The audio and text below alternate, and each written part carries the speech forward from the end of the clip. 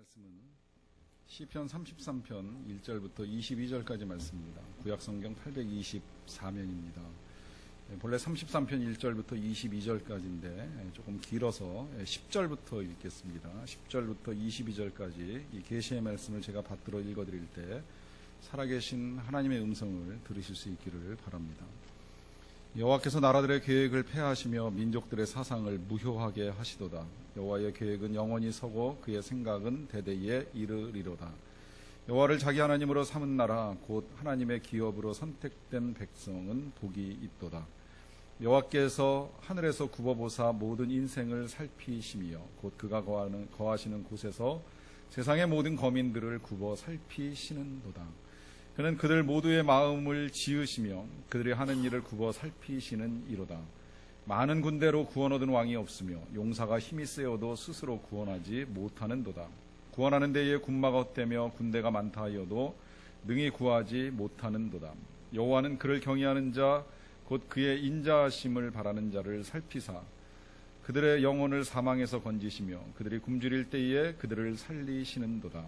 우리 영혼이 여호와를 바라며 그는 우리의 도움과 방패시로다. 우리 마음이 그를 즐거워하며 우리가 그의 성호를 의지하였기 때문이로다. 여호와여, 우리가 주께 바라는 대로 주의 인자하심을 우리에게 베푸소서. 한 10년 전쯤에 개봉했던 영화 중에 터미널이라고 하는 제목의 영화가 있습니다.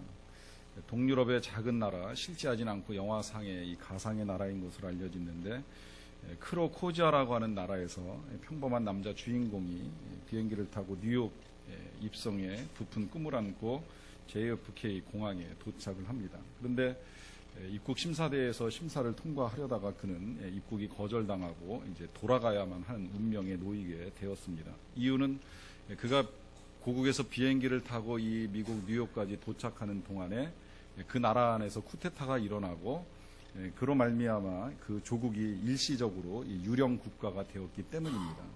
국적이 없는 사람을 미국에서는 받아들일 수가 없기 때문에 입국이 거절되고 출국하라고 하는 명령이 내려졌지만 또 그 사람 입장에서는 이미 사라진 국가를 향해서 다시 비행기를 타고 돌아갈 수도 없는 상황에 놓이게 되었습니다. 그러다 보니까 그는 하는 수 없이 이 JFK 공항 터미널에서 이제 머무를 수밖에 없게 되었는데 거기서 여장을 풀고 그의 삶이 다시 시작이 됩니다. 그를 못마땅하게 여긴 이 공항 관리국의 직원이 여러 가지 방법으로 그를 그 공항에서 내쫓으려고 애를 씁니다. 어떻게든 내보내야지 자기가 좀 신경도 덜 쓰이고 내보내고 나면 뭐 감옥에 잡혀가든 어떻게 되든 일단 될 것이라고 하는 생각을 가지고 애를 쓰지만 반면에 주인공은 아주 그 바보스러울 만큼 순박한 행동을 통해서 그 터미널에서의 삶을 서서히 정착해 나가는 것을 보여줍니다. 예를 들면 돈이 없어지고 돈이 다 떨어지고 나니까 공항에 이제 널려 있는 카트를 직접 옮겨가면서 그것을 모아가지고 거기서 25센트짜리 동전을 모아서 그 잔돈을 가지고 햄버거 사 먹고 필요한 이제 용품들을 구입하는 일을 합니다. 씻는 건 화장실에 들어가서 뭐 옷 다 벗고 샤워까지 할 정도로 아주 자유롭게 씻고요. 또 잠은 그 게이트 앞에 있는 긴 소파에서 누워서 자는 일을 합니다. 그러다가 나중에 기술이 있다라고 하는 사실이 알려지면서 공항 직원으로 취직을 해서 일도 하게 되는데 취직할 때에 주소가 어디냐고 물어보는 질문에 대해서 나는 67번 게이트에 산다는 대답으로 이제 넘어가는 일도 합니다. 그렇게 이제 9달 동안 그 터미널에 머물러서 생활을 하는 동안에 그 안에서 직원들과 친구가 되기도 하고 청소부 아저씨를 사귀기도 합니다. 그리고 승무원 중에 한 사람과는 이제 아름다운 로맨스를 나누기도 합니다. 그러다가 고국의 내란이 종결되었습니다. 그래서 그는 이제 미국 입국을 허락받고 하루짜리 비자를 가지고 뉴욕에 들어가서 볼일을 다 보고 다시 돌아가는 일을 하게 되는데 이 자신이 뉴욕에 돌아온 목적을 마친 주인공이 택시를 탔을 때 택시기사가 어디로 모실까요? 라고 하는 질문에 그는 한마디로 이렇게 대답을 합니다. I'm going at home. 집으로 가겠다 하는 대답으로 영화가 끝이 납니다. 영화의 전체적인 내용은 이 나라 없는 백성의 서름을 보여주는 건 아니라고 생각을 합니다. 그렇지만 나라가 없어지고 국적이 불분명된 상태에서 이 주인공을 통해서 그런 나라에 살게 되면 그 나라 백성이 어떤 위상을 지니게 되는가라고 하는 것을 충분히 볼 수 있게 해준 영화라고 할 수 있습니다. 우리 가끔 부목사님 말씀 듣다 보면 그 아르헨티나 이민 시절 이야기를 들을 때가 있는데요. 처음 입국 과정에 그 불법 체류자의 신분으로 지냈던 기간, 또 나중에 영주권을 받으셔서 거기 살긴 하셨지만 그럼에도 불구하고 이민자의 삶을 사는 동안에 여러 가지 서럽고 힘든 일들을 말씀해 주실 때가 종종 있습니다. 그런 말씀 들을 때면 우리에게 있어서 이 나라의 존재라고 하는 것, 그리고 국적을 가지고 있다라고 하는 사실이 우리에게 있어서 얼마나 중요한가 하는 걸 새삼 깨달을 때가 있습니다. 분명 우리가 속한 나라의 국력이 약해지고 국권이 상실되면 모든 것이 어렵습니다. 사는 것도 힘들고 모든 것이 불편합니다. 이런 것들은 심지어 그냥 단순히 우리가 생활하는 데만 어려움을 주는 것이 아니라 하나님을 섬기는 것도 어려워집니다. 물론 나라가 국력을 잃어버리고 또 국적이 상실되었다라고 해서 하나님을 섬기는 것이 다 어려운 건 분명히 아니에요. 우린 일제시대에 오히려 일제의 통치를 받으면서 열심히 하나님을 섬겼고 그 하나님을 섬긴 결과로 인하여서 교회가 성장하고 또 해방도 맞이하고 여러 가지 유익을 얻은 점들도 많이 있습니다. 하지만 모든 은혜가 다 그러한 방편을 통해서 임하지는 않습니다. 일단 나라가 힘들어지면 하나님을 섬기는 것도 그만큼 힘들어집니다. 아직도 자유와 평화가 없는 저 북녘 땅에는 그 속에서 하나님을 섬기기 위하여서 정말 고군분투하는 사람들이 너무나도 많다라고 하는 사실을 들을 때마다 이 평안한 나라, 이 자유로운 나라에서 우리가 하나님을 섬길 수 있다라고 하는 것이 얼마나 귀한 일인가 하는 것을 다시 생각하게 됩니다. 최근에 우리가 새벽에 에스더서 말씀을 묵상하고 나누는 일을 하는 중에도 똑같은 일들을 우리가 다시 확인을 하게 됩니다. 이스라엘 민족이 아주 어려운 상황에 놓이게 됐어요. 하나님을 제대로 섬기지 아니함으로 인하여서 민족의 3분의 1은 질병으로 죽고 3분의 1은 전쟁에 죽고 3분의 1은 포로로 끌려가서 세계 여러 지역에 흩어져 살고 있습니다. 이 남아있는 3분의 1조차도 이제는 하만이라고 하는 한 사람의 계략에 의해 가지고 민족 자체가 몰살당한 위기에 놓이게 됩니다. 이와 같은 일을 겪게 되는 것은 그 나라의 국력이 그만큼 약해졌기 때문입니다. 그러다 보니까 한 사람의 손에 의하여서도 이 민족 전체의 운명이 흔들릴 수 있을 만큼 아주 어려운 상황에 놓이게 되는 것입니다. 그렇게 보면 우리가 이제 이만큼의 자유와 평화 속에서 하나님을 섬기고 이만큼의 은혜를 누리며 살아간다라고 하는 것, 우리가 다시 생각해 보아야 정말 참 감사한 일이라고 아니할 수가 없습니다. 특히 우리나라는 정말 오랫동안 우상을 섬겨왔던 나라입니다. 아시겠지만 샤머니즘으로부터 시작해서 불교, 유교에 이를 때까지 계속해서 우리는 많은 종교들의 영향을 받으면서 우상을 섬겼던 민족입니다. 그럼에도 불구하고 하나님이 우리에게 복음을 전해주셔서 이제는 우리가 예수님을 믿고 하나님을 알고 살아가는 민족이 되었습니다. 뿐만 아니라 하나님께서 이와 더불어서 우리에게 경제적인 은혜도 베풀어 주셔서 이 풍성함 속에서 우리가 그래도 비교적 다른 나라들보다는 많은 여유로움을 누리면서 살아갈 수 있는 민족이 되었다는 사실을 부정할 수는 없습니다. 이와 같은 은혜를 주신 하나님께 감사를 하면서 우리가 또다시 알아야 될 것은 하나님께서 이와 같은 은혜를 우리에게 베풀어 주신 이유가 있다라고 하는 것입니다. 그것은 하나님을 바르게 섬기라고 주신 기회입니다. 하나님께서 한 백성을 사랑하셔서 그 백성들에게 은혜를 베풀어 주실 때에는 그것이 단지 그 은혜를 가지고 먹고 마시고 즐기고 쾌락과 제약 가운데 빠져 살아가라 하심이 아니라 그 주신 은혜들을 가지고 하나님을 잘 섬기고 또 하나님의 백성된 자로서의 사명을 감당하기를 원하셨기 때문입니다. 출애굽기 19장 5절과 6절 말씀에 보면 애굽을 떠나 나온 이스라엘 백성들을 향하신 하나님의 당부가 있습니다. 그 당부가 이렇습니다. 세계가 다 내게 속하였나니 너희가 내 말을 잘 듣고 내 언약을 지키면 너희는 모든 민족 중에서 내 소유가 되겠고 너희가 내게 대하여 제사장 나라가 되며 거룩한 백성이 되리라. 여기서 먼저 우리가 보셔야 될 말씀은 세계는 다 하나님께 속하였다는 것입니다. 하나님의 것입니다. 그런데 그 하나님께 속한 하나님의 세계가 온전히 하나님의 것이 되기 위하여서는 먼저 택함받은 이 이스라엘 같은 민족들이 제사장 나라로서의 사명을 잘 감당해야 된다는 것입니다. 그러면 이제 그 나라를 통해서 세계 열방이 하나님께로 돌아오는 일이 일어나게 될 것이라고 하는 약속의 말씀입니다. 실제로 이스라엘은 그렇게 먼저 하나님께 택함을 받았고요. 그 택함받은 사명을 잘 감당해야 되는 민족이었습니다. 그래서 이 민족에게 하나님께서 약속을 해주시죠. 너희가 나를 잘 섬기면 복을 줄 것이다. 그러나 너희가 나를 떠나면 벌을 받게 될 것이다. 이 메시지를 통해서 하나님이 원하셨던 건 한 가지입니다. 하나님을 잘 섬기는 이스라엘 백성, 그들을 바라보면서 그 주변에 있는 모든 나라들이 다 하나님을 인정하고 하나님을 믿기 원하는 것이었습니다. 그러나 안타깝게도 이스라엘 백성들은 가나안 땅에 정착하기가 무섭게 그 땅의 우상을 섬깁니다. 다른 신을 섬기고 다른 나라 우상을 쫓아갑니다. 그러다 보니까 하나님께서 수십 차례의 진노를 통하여서 그 백성들이 돌아올 것을 경고하셨습니다. 그럼에도 불구하고 끝끝내 돌아오지 않자 하나님께서는 일시간 한 70년간의 포로 생활을 통하여서 그 백성들이 하나님께 나아올 기회를 갖도록 허락해 주셨습니다.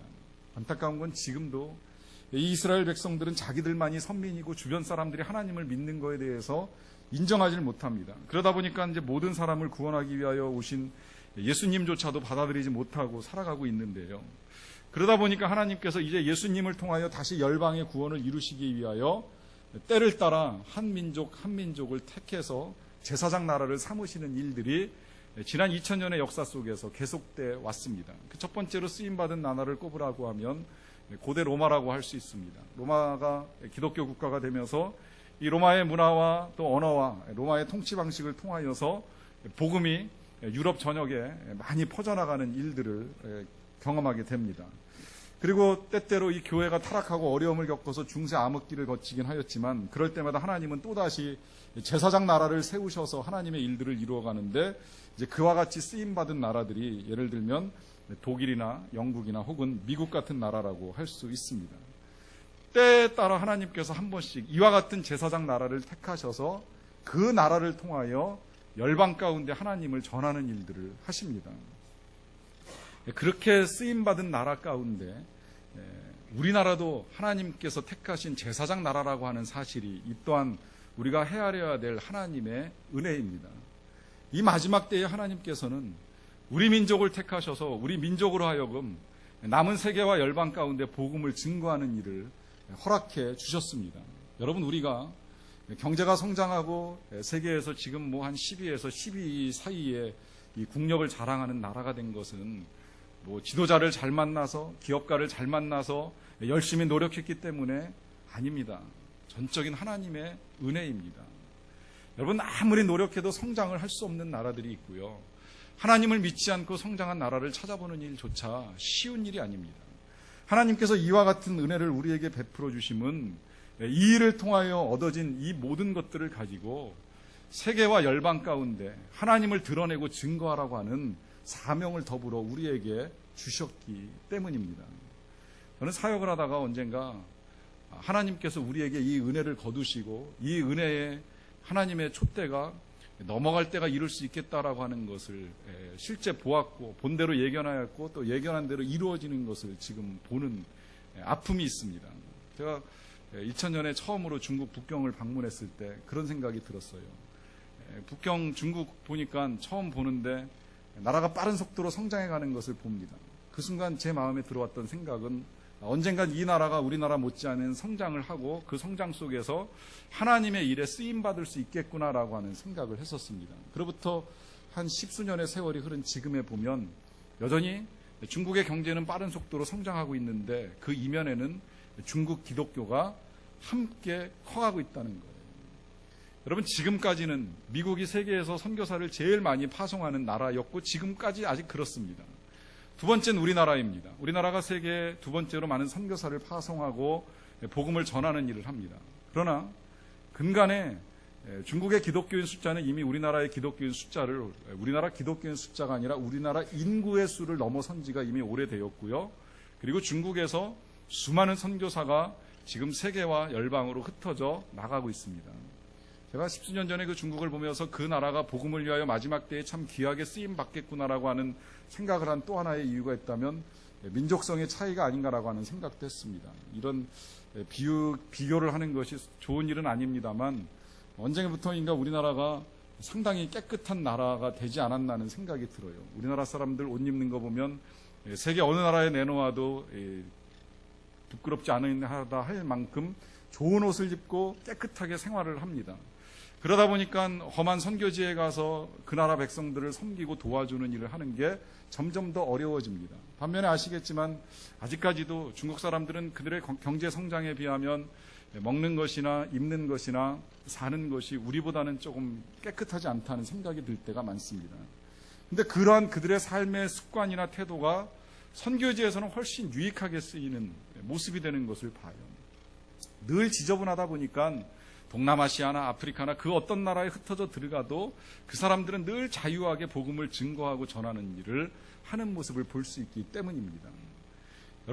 여러분들이 만약에 하나님이시라면 정말 어느 민족과 함께 일하기를 기뻐하시겠습니까? 여전히 하나님 앞에서 헌신하고 하나님께 삶을 내어드리고 부르시는 곳, 보내시는 곳 어디라도 가서 그 몸을 들여 하나님을 전할 수 있는 사람들이 있는 곳이라면 하나님 기뻐하시고 은혜를 베푸시는 것이 마땅하지요. 그 일을 하기 위해서 하나님께서 마지막 때에 우리나라에게 주셨던 은혜를 이제는 중국으로 옮기시는 것은 아닌가라고 하는 생각이 들 정도의 일들이 일어나고 있다라고 하는 것입니다. 오늘 말씀 12절을 보시게 되면 이런 말씀이 있습니다. 여호와를 자기 하나님으로 삼은 나라 곧 하나님의 기업으로 선택된 백성은 복이 있도다. 특정 민족을 지칭하지는 않지만 여기 가장 복된 민족이 어떤 민족인가라고 하는 것을 우리에게 분명하게 가르쳐 주는데 그것은 하나님 여호와를 자기의 신으로 모시는 나라. 다시 말씀을 드려서 하나님의 기업으로 선택된 백성이 복이 있다 말씀합니다. 이유가 무엇이겠습니까? 그래야지만 하나님께서 은혜를 베풀어 주시고 그 은혜 가운데 많은 것들을 얻을 수 있고 또 얻어진 것들을 가지고 제사장 나라로서 세계에서 하나님을 전하고 증거하는 일들을 감당할 수 있기 때문입니다. 그러하기 때문에 하나님께서 우리에게 베풀어 주신 이와 같은 은혜들을 우리가 헤아릴 수 있다면 우리가 해야 되는 것이 있습니다. 그것은 한마디로 말씀을 드리면 다시금 우리의 나라와 우리 민족을 위해서 기도하는 일입니다. 우리나라와 민족이 이와 같이 말씀대로 하나님의 기업으로 선택된 백성으로서의 복과 은혜를 풍성히 누릴 수 있도록 우리가 지속적으로 우리 나라와 민족을 위하여서 기도하는 일이 절대 멈춰져서는 아니 됩니다. 디모데전서 2장 1절과 2절의 말씀을 보면 사도 바울이 우리에게 기도를 당부할 때 하신 말씀이 있습니다. 그러므로 내가 첫째로 권하노니 모든 사람을 위하여 간구와 기도와 도고와 감사를 하되 임금들과 높은 지위에 있는 모든 사람을 위하여 하라. 이는 우리가 모든 경건과 단정함으로 고요하고 평안한 생활을 하려 함이라. 이 말씀 속에서 첫 번째 기도를 부탁하는 내용은 다른 어떤 것이 아니라 임금들과 높은 지위에 있는 사람을 위해서 기도하라는 거예요. 그리고 그 기도해야 될 이유에 대해서 가르쳐 주시기를 우리가 경건하게 또 평안하게 세상을 살아갈 수 있기 때문입니다. 앞서 본 대로 나라가 평안하지 아니하면 사는 게 불편해지고 사는 게 힘들어지면 그만큼 우리가 하나님을 섬기는 것도 어렵기 때문입니다. 평안한 중에 경건하게 하나님을 잘 섬길 수 있기 위하여서 우리가 제일 먼저 기도해야 될 대상은 바로 나라의 통치자인 임금들과 또 높은 지위에서 나라를 다스리는 사람들을 위한 기도라고 하는 것입니다. 여러분, 하지만 때때로 이와 같이 우리가 통치자들을 기억하고 기도하는 일이 쉽지 않을 때가 있습니다. 쉽지 않은 이유가 여러 가지가 있겠습니다만은 통치자의 이념과 내 이념이 다를 때가 있습니다. 나는 이와 같은 생각을 가지고 나라를 다스려 주었으면 좋겠는데 통치자는 전혀 다른 생각을 가지고 나라를 다스리는 일이 있습니다. 또 국회의원들이 하는 일을 보아도 잘할 때도 있지만 잘못하는 모습 보면 애정이 식게 되고 애정이 식으면 애정이 식은 대상을 위하여 기도한다라고 하는 건 정말 어렵습니다. 그럼에도 불구하고 통치자들을 위한 기도가 우리에게 있어서 필요한 것은 이 나라의 진정한 통치자는 그들이 아니기 때문입니다. 이 나라의 진정한 통치자는 하나님이십니다. 하나님이 우리나라를 다스려 주십니다. 그러하기 때문에 우리가 이 모든 통치를 하나님께 맡기고 기도하는 일이 필요합니다. 이와 같은 일이 중요한 이유를 여러분들 개인적인 삶에 있어서도 연관시켜서 한 번쯤 생각해 보실 필요가 있는데요. 우리가 나라의 통치자들을 세우는 이유 가운데 한 가지는 우리가 그만큼 이제 평안하고 단정하게 살기 위한 것이라고 말씀하시는데요. 그러다 보니까 나라에서는 나라의 안정을 위하여서 법도 세워놓고 또 질서도 세워놓고 그 질서를 잡기 위하여 경찰과 법조인들, 또 심지어 잘못한 사람들을 집어넣는 감옥도 만들어 놓았습니다. 이 모든 것들의 존재 목적은 나라의 불의를 바로잡기 위한 것입니다. 선한 판단들을 통하여서 나라의 불의를 막아내고 공의로운 나라를 만들어가기 위한 방편들입니다. 다 필요하고 중요합니다. 그러나 이 일을 위하여 수고하고 애쓰는 사람들이 많지만 그렇다고 해서 이 땅의 모든 공의가 완벽하게 실현됩니까? 이 땅에 불의한 일들이 전혀 없고 그래서 우리가 정말 의로운 세상, 천국 같은 세상에서 살고 있습니까? 질문하면 우리는 아니라고 분명히 대답할 것입니다. 세상은 여전히 많은 불의들이 남아 있습니다. 아직 우리가 다 미처 볼 수 없는 선한 결과들이 아직까지 멀리 남아있는 경우들이 있습니다. 이때 우리가 소망을 가지고 살아갈 수 있는 이유가 있다면 그것은 비록 지금 우리의 눈앞에서는 악한 일들이 펼쳐진다 할지라도 후일에 그 모든 것들을 바로잡으시고 공의로운 통치를 통하여 불의한 일로 억울함을 겪었던 모든 자들에 대하여 하나님의 은혜로운 갚으심이 있을 것을 믿기 때문입니다.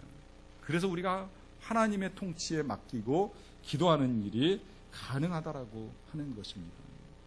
더 나아가서 우리가 하나님께 기도를 드려야 되는 이유, 그것은 우리나라의 국력이 우리나라의 군사력만으로 좌우되는 것이 아니기 때문입니다. 오늘 말씀 16, 17절에서는 우리에게 이렇게 가르쳐 줍니다.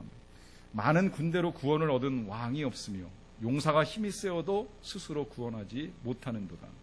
구원하는 데에 군마는 헛되며 군대가 많다 하여도 능히 구하지 못하는도다. 이 사실은 설명할 필요도 없을 만큼 실제 많은 사건들을 통하여 우리에게 입증된 사실입니다. 역사 속에서 수많은 강대국들, 이스라엘도 한때는 솔로몬 왕 시대에 최고의 영광을 누리고 그 주변에 있는 모든 나라들을 흔들 만큼 강한 국력을 가지고 있었지만 어느 한순간 하나님께서 그들을 향한 보호의 손길을 거두시기가 무섭게 나라가 무너져 내리기 시작을 합니다. 그 이외에도 한때 강대함을 자랑했던 바벨론이라든지 메데바사라든지 또 헬라라든지 로마라든지 하는 이 모든 나라들이 자신들의 그 많은 군대로 스스로를 지킬 수가 없었습니다. 아무리 용사가 힘이 세다고 할지라도 스스로를 구원하지 못합니다. 골리앗 장수가 아무리 힘이 센 장수라고 할지라도 자기 자신을 살려내지 못하고 돌멩이 하나로 인생이 끝나는 일이 벌어졌습니다. 이와 같은 일이 한 개인에게 있어서나 한 민족에게 있어서나 얼마든지 일어날 수 있는 일이기에 우리는 지속적으로 하나님의 보호와 통치를 구하며 기도하는 일이 필요하다라고 하는 것입니다. 특별히 이와 같은 기도가 우리에게 더욱 필요한 것은 우리는 이제 하나님을 섬기기가 점점 더 어려운 시대에 접어들어가고 있습니다. 다들 아시겠지만 기독교가 쇠하기 시작을 했다라고 하는 사실을 부정하기 어렵고요. 특히 이 다른 종교의 거센 도전이 오늘 이 시대에 우리의 다음 세대가 자라나가는 일을, 하나님 안에서 성장하는 일을 더욱 어렵게 만들고 있습니다. 저는 우리나라가 가지고 있는 이 종교적 수용성을 한편으로는 굉장히 긍정적으로 생각을 해요. 이 샤머니즘부터 시작을 해서 불교를 거쳐 유교와 그리고 이 많은 사람들이 기독교를 받아들이게 된 데에는 우리 민족이 가지고 있는 이 종교심이 너무나도 좋았기 때문에 이와 같은 긍정적 결과를 가져왔다는 생각을 합니다.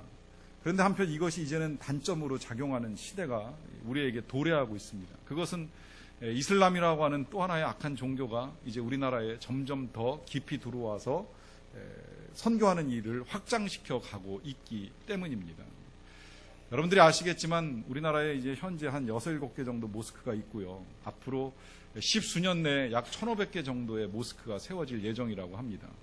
실제 헤아려 보면 우리나라에서 세계로 파송한 선교사의 숫자보다 우리나라에만 들어와 있는 이슬람 선교사의 숫자가 훨씬 더 크다는 이야기도 있습니다.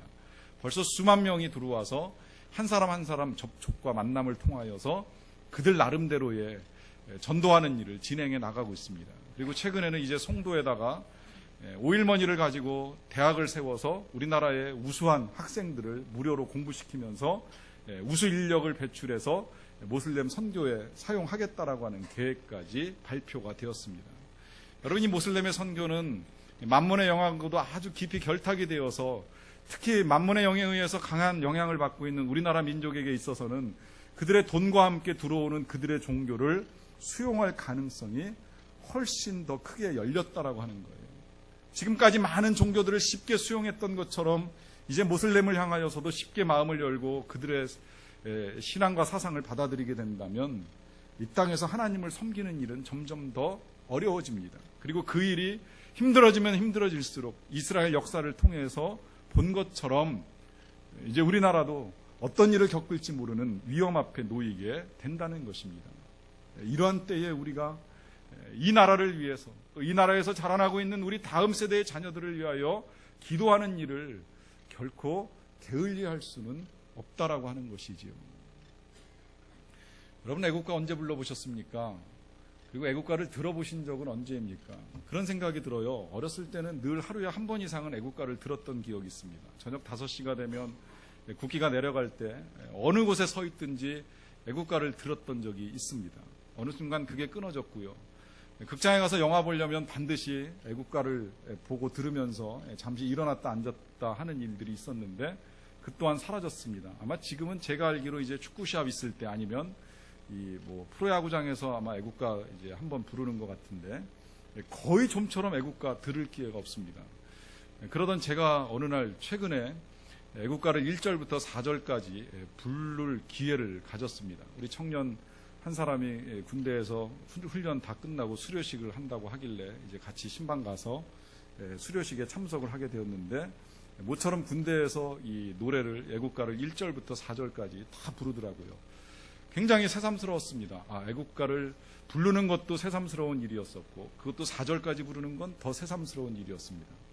오래간만에 부르니까 감회가 새롭더라고요. 애국가를 부를 때마다 늘 좋은 건 그 가사 가운데 그 부분 있잖아요. 하느님이 보호하사 우리나라 만세. 정확하게 하느님이라고 해야 되지만 믿음으로 그냥 하나님께서 보호하사 우리나라 만세라고 하는 부분이 좋았는데 1절부터 4절까지 부르는 중에 마지막 4절을 부르면서 갑자기 제 마음에 은혜와 감동이 밀려 들어왔습니다. 그것은 이러한 가사의 내용 때문입니다. 4절 가사 기억하시죠? 어떻게 시작돼요? 이 기상과 이 마음으로 충성을 다하여 괴로우나 즐거우나 나라 사랑하세요. 여러분, 이 부분 괴로우나 즐거우나 나라 사랑하세요. 나라를 생각하다 보면 이 나라에 사는 것이 감사할 때도 있지만 괴로울 때도 있습니다. 우리나라의 통치자들을 보면 통치자들로 인하여 감사할 때도 있지만 때로는 괴로울 때도 있습니다. 그러나 나라를 사랑하는 건 즐겁다고 해서 사랑하고 괴롭다고 해서 포기할 일이 아니라고 하는 것입니다. 사실 뿐만이겠습니까? 우리가 지금까지 헤아려왔던 많은 은혜들, 부모님의 은혜라든지 자녀의 은혜라든지 또 교회의 은혜라든지 하는 이 모든 은혜들을 헤아릴 때에 그 은혜는 즐겁다고 해서 받아들이고 괴롭다고 해서 버리는 것이 아닙니다. 그 모든 은혜의 방편들은 괴로우나 즐거우나 하나님께서 우리에게 허락하신 사랑의 대상입니다.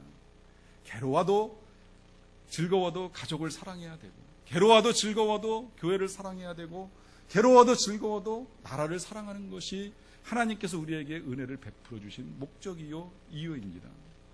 나라로부터 받은 은혜가 무엇이든지 상처가 무엇이든지, 상처를 받았다면 그 나라를 위하여 다시 기도하시고, 은혜를 받았다면 그 은혜에 감사하며 나라를 위하여 기도하십시오. 그래서 정말 우리가 함께 대한민국 국민이라고 국적을 가지고 살아가는 우리나라가 계속해서 하나님 나라 기업으로서 세계와 열방 가운데 쓰임받을 수 있도록 하는 일을 저와 여러분들이 함께 만들어 가기를 간절히 원합니다. 기도하시겠습니다. 여러분, 이 시간에 우리가 같이 잠시 동안 우리 나라를 위해서 함께 기도하는 시간을 가졌으면 좋겠습니다. 오늘 잠시 헤아려 본 대로 우리나라는 일제와 또 6.25 전쟁 거쳐가는 동안에 많은 어려움이 있었지만 우리 하나님께서 이만큼의 평화, 또 이만큼의 번영과 성장과 더불어 우리에게 신앙을 준 나라입니다. 우리나라가 어떤 형편, 어떤 상황 속에서도 결코 흔들리지 않고 주님이 주시는 평화를 누릴 뿐만 아니라 우리에게 주신 이 신앙을 굳건하게 잘 지켜서 주님 오실 때까지 계속해서 열방과 세계를 위한 하나님의 기업으로서 쓰임받는 나라가 되기를, 사용되는 민족이 되기를, 그렇게 우리 같이 잠깐 기도하기를 원합니다. 하나님 감사합니다. 나라를 통해서 베푸신 것 감사합니다.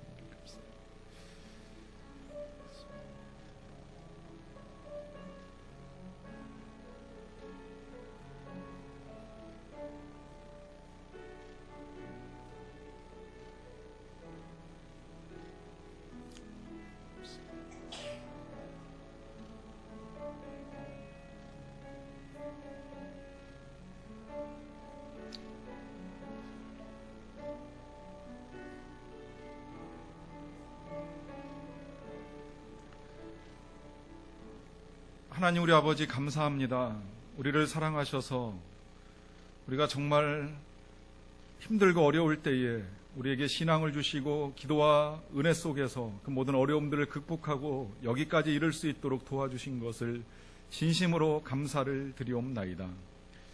130년 전 선교사님들이 이 땅을 밟을 때 정말 소망 없어 보였던 이 민족을 사랑하시사 복음과 더불어서 채워주신 그 풍성함으로 말미암아 이만큼의 번영과 또 이만큼의 은혜를 누리며 살아갈 수 있는 민족 되게 하여 주심도 감사를 드리옵나이다. 이와 같은 은혜를 베풀어 주심은 우리로 하여금 세계와 열방을 섬기라고 주신 사명인 줄로 믿사옵나이다. 그와 같은 사명 제대로 이루지 못하고 감당하지 못하여 초래된 죄악과 허물을 용서하여 주시옵소서.